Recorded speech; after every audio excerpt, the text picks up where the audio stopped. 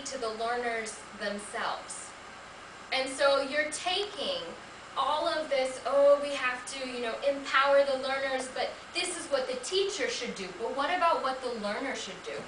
How can we set up the classroom so that the learner can also feel empowered, even if their teacher, and let's face it, we've all had teachers that kind of like shot us down a little bit.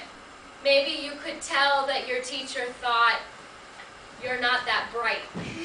I'll give you a personal example. When I was learning Spanish in university, my teacher basically flat out told me I would never learn Spanish and I should just give up. How's that for like encouraging a language ego, right? I was like, what do you mean? Like, I'm not stupid. I know I can learn this language.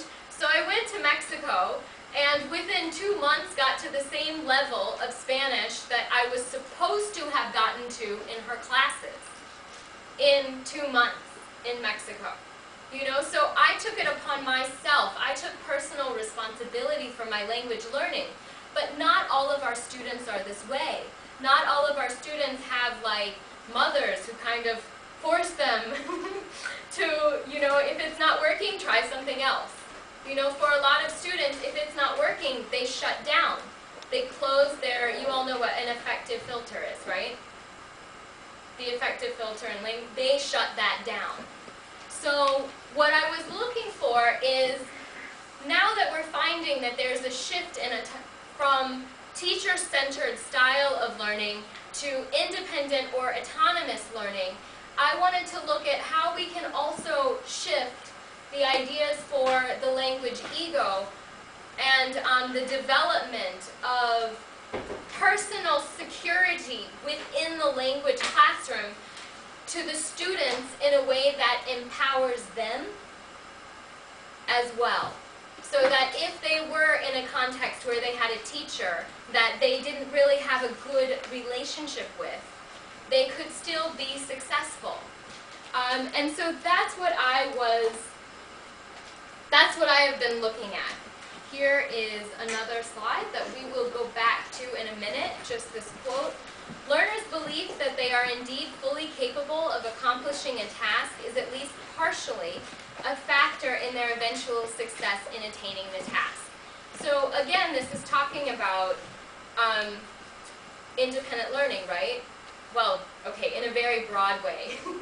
It's more or less stating what I was trying to get at when I said that learners need to believe in themselves. Learners need to feel empowered in themselves so that they know that they can accomplish a task. They know, for example, in my case, I knew I could learn Spanish, even though my teacher told me I could not, and that I was wasting my time and hers, and I should just give up, right? So I knew enough to know that I can do this. I believed in myself. So how do we transfer an idea of a belief, a self-belief, to our students so that we're not always responsible as the teachers for pumping them up and making them feel good about themselves. We should be doing that, but they also should have some responsibility as well. Okay. Sorry, I just want to make sure I've said everything that I'd like to. Okay.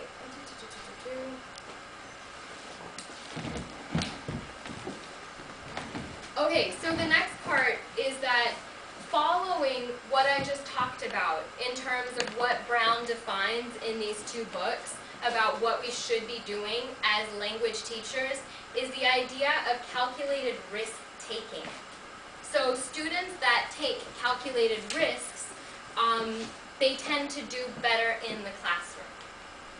And so I want to, through this idea of helping learners to learn how to have faith in themselves, I want to also stimulate their ability to make calculated risks and to basically play with the language, as something that of course they have to do because we're requiring it, but something that they can also enjoy. So what I came to is, as I introduced earlier, Dr. Brené Brown and her research on vulnerability. So I came to this research in a very offhanded way. I just presented to you the basic ideas that I was searching for, like how am I going to do this? How can I help the learners have more responsibility in terms of how they feel within the classroom? And how can I create a safe environment in the classroom? How exactly is that going to happen? So that was on the back burner of my mind for a little while. And then I was having a totally different issue with a friend of mine. And we had a little disagreement. And I was talking to another friend about it just to try to get some perspective on what occurred. Because you know, when two people are having a disagreement, both people are oftentimes at fault, because that's the nature of a disagreement. So I knew I was responsible for something that occurred that created this discord in our relationship. So I was trying to talk to the other person to get another perspective of what it could be that I was responsible for.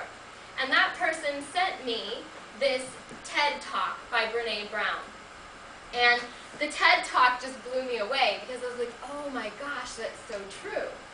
And basically, what she was saying is she talks about in her TED Talk how people respond to vulnerability and shame.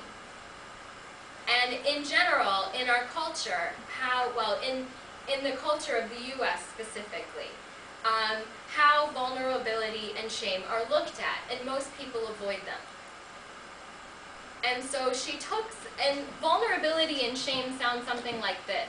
It's the little voice in your head. We all have one, so don't pretend that you don't. But it's the little voice in our head that says, like, I'm not good enough, I'm not smart enough, I'm not thin enough, I'm not, and then you can fill in the blank. Right? So that's what vulnerability and shame is. So basically, she says that vulnerability, like shame, is the fear of disconnection. And when we go back to the original slide, and we know that connection is why we are here, with vulnerability being the fear of disconnection, that's a pretty big thing, right? Because it gives us the purpose and meaning in our life. So if we are afraid that we are going to be disconnected from the purpose and meaning of our life, that's a pretty big thing.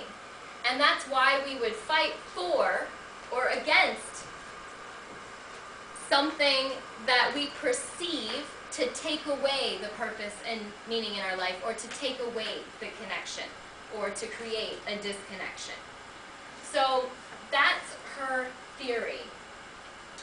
And one of the things that she says is that it's possible to overcome vulnerability. She spent 6 years studying this through stories and research and journal articles and everything. And basically what she realized is that there is a type of person that is called a wholehearted. She coined the term wholehearted person. And that person is somebody who understands vulnerability and understands when they are being vulnerable, so they can stop, take a step back, and go, okay, I'm having a vulnerable moment right now. And I'm having problem pronouncing things and saying things right now. So when you take a step back and you have a vulnerable, and you're recognizing you're having a vulnerable moment, it's at that time that you have a choice.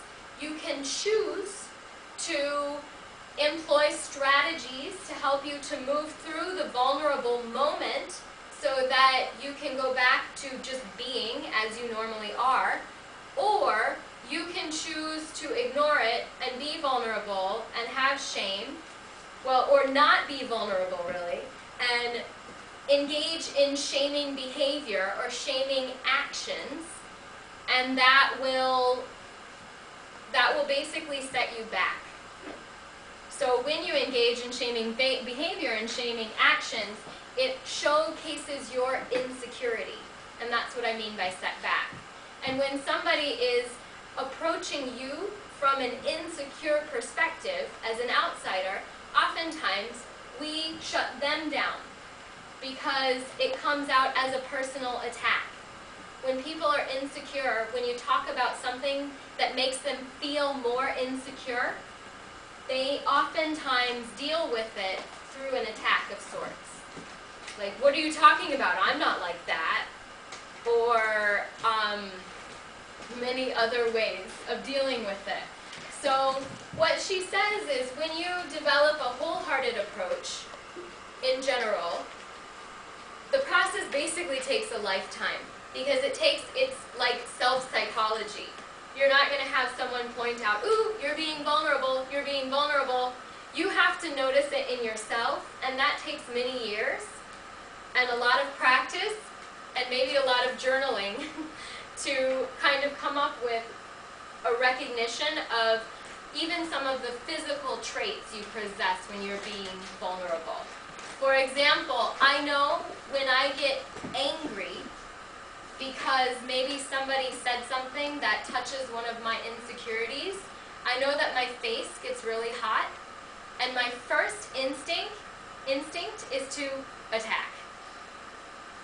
That's when I know, okay, wait a minute, I'm having a vulnerable moment.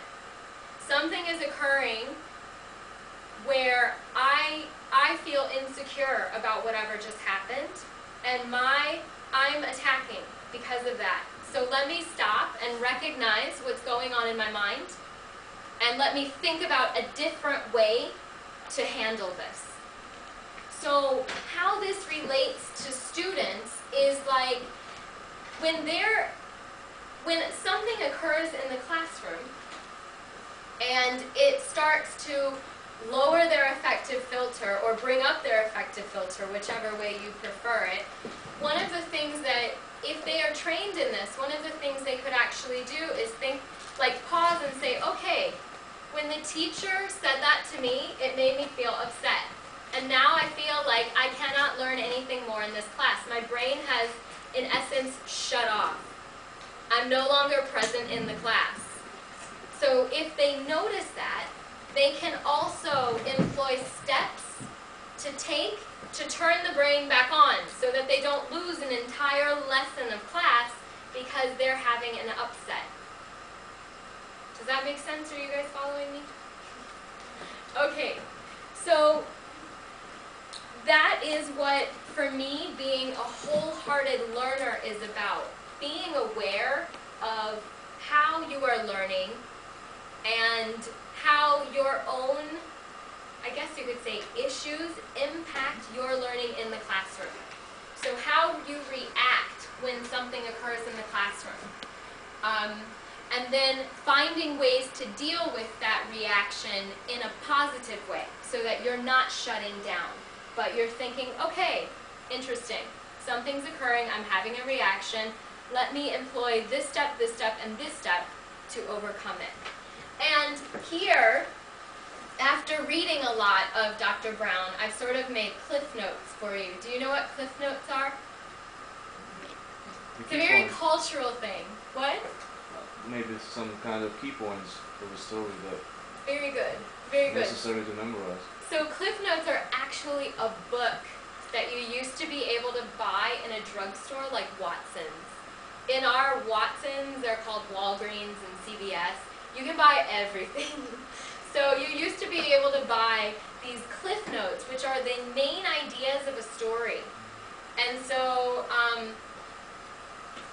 a lot of people used to cheat using these cliff notes because in literature class we were required to read Mark Twain and Shakespeare and a load of and Faulkner and all of these novels, right? And so many people felt that they were not interested in the novels, and so they would buy the Cliff Notes because it would go chapter by chapter by chapter, all the main ideas, even the discussion points and possible essay topics. It wouldn't go so far to give you all the answers for the essay topics, but it would give you an idea of what you could talk about in an essay, and that's what a Cliff Note is. And so what I tried to do was make my own Cliff Notes for you. So basically I took from Brene Brown, Dr. Brene Brown's book, I took a lot of the essentials of what I understood, not necessarily only, this was based on a wholehearted person, but I took it from a teaching perspective, and I tried to base it on a wholehearted learner. So what would it mean to be a wholehearted learner? How could you be a wholehearted learner? So these are kind of the ideas that I came up with that I thought were the main ideas. So the first one is actually, ironically, also I think in, oh no, sorry, I was reading Brown. The funniest part is all of the authors' last names are Brown. So it's Dr. Brene Brown, Dr. Brown, Dr. Brown. Anyway, so in Brene Brown, and I'm sorry about this, I have this book on Kindle, and Kindle doesn't have specific page numbers, so I put the percentage of the book.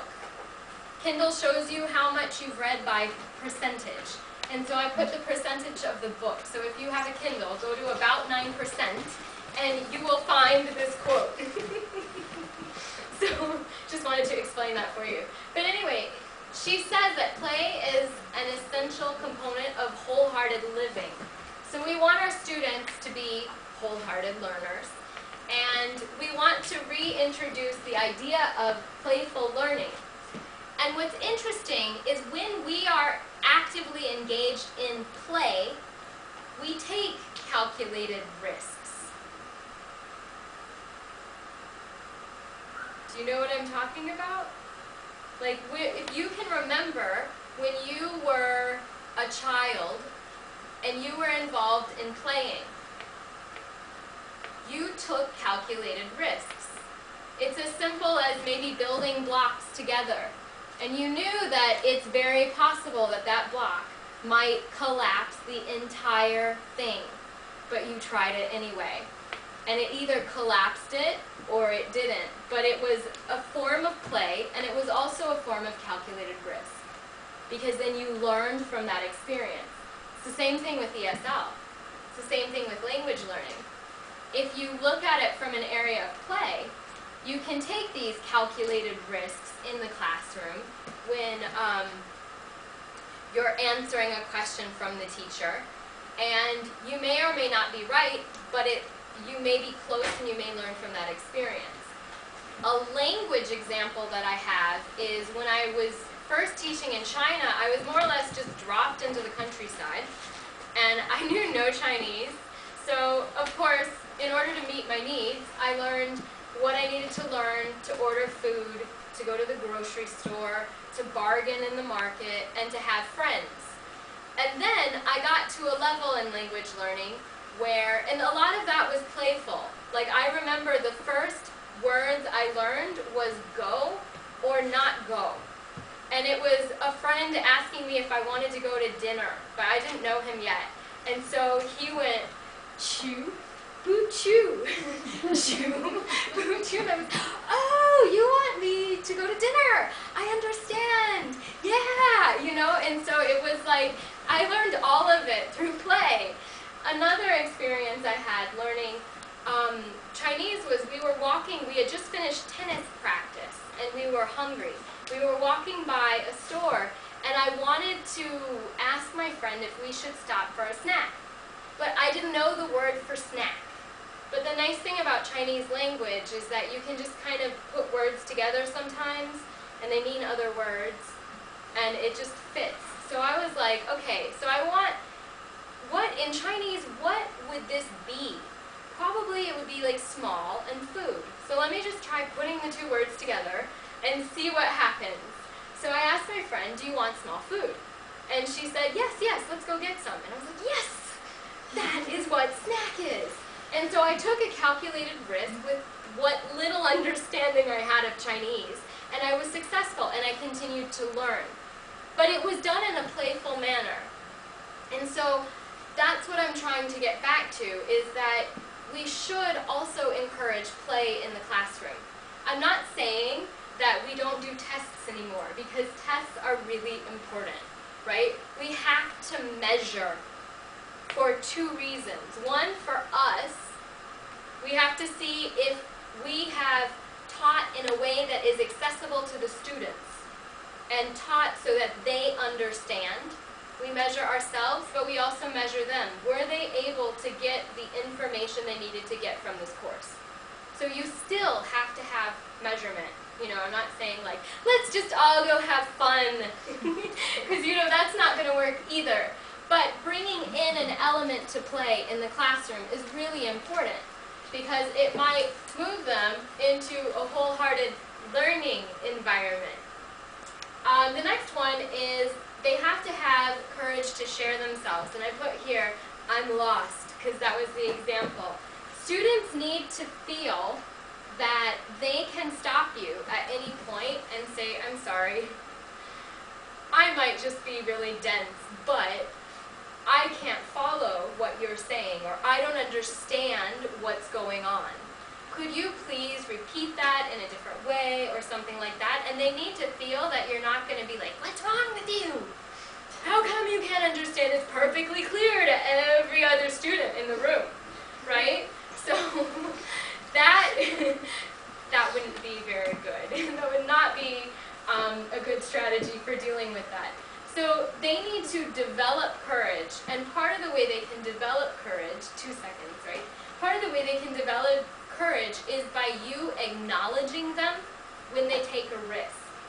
And by acknowledging, what I mean is, when a student asks a question, you can just say, thank you for your question. I'm sure other people in this room also have the same question, but you were brave and you asked it. Thank you. Let me rephrase that point, and then go and rephrase whatever it is you need to rephrase. So, by giving them positive, what's the word? I just lost the word. I'm still losing this word. Okay, affirmation, I guess we could say. By giving them a positive affirmation about being courageous and trying something, it encourages them to do it again in the future, because they know that you will not shut them down. What were you going to say? I'm very sorry.